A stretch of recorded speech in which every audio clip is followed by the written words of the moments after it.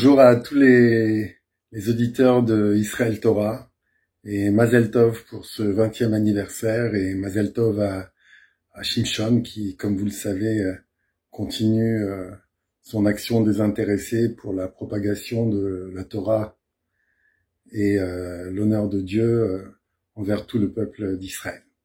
Alors, en vérité, j'aimerais plus parler du sujet que de l'illustrer. C'est-à-dire que cette idée de parler des amis d'Israël est selon moi très importante dans le sens où il pourrait y avoir parfois dans l'esprit de certains, en se basant sur une lecture superficielle de nos textes, une sorte de haine du non-juif. Comme si le non-juif était totalement impur et que il n'y avait pas d'amour ou de respect le concernant. Alors bien sûr, il n'en est pas ainsi.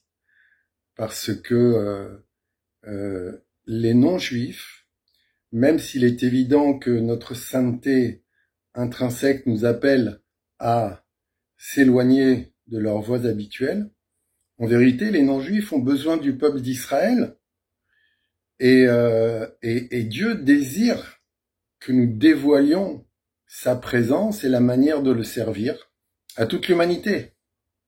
Ici, il ne s'agit pas de bons et de méchants. Effectivement, l'idolâtrie, l'hérésie, l'athéisme, toutes les philosophies qui nous éloignent de Dieu à cause des doutes permanents qu'elles font entrer dans nos esprits, tout ça, bien sûr, est à rejeter totalement.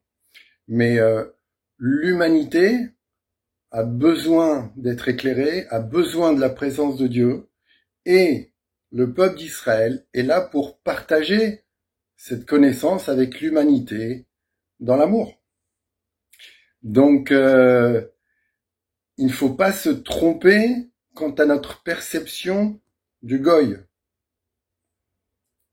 C'est-à-dire qu'en vérité, l'être humain doit être aimé, peu importe son origine, peu importe son implication, mais toutes les idées inappropriées et désastreuses en termes de véritable spiritualité que le reste de l'humanité véhicule, c'est ça qu'on rejette et c'est ça qu'on déteste, parce qu'elles empêchent justement, non seulement au peuple juif, mais à toute l'humanité, la révélation de la grandeur de Dieu. Et à nous-mêmes, peuple juif, de s'éloigner de ces idées, de cette culture et de ne pas en être la victime. Voilà. Donc c'est important de comprendre que, en vérité, le non-juif attend de nous que nous partagions cette lumière que Dieu nous a confiée, déjà en la vivant nous-mêmes, certes, mais en ne tombant absolument pas dans le piège de la haine. Dieu préserve du non-juif.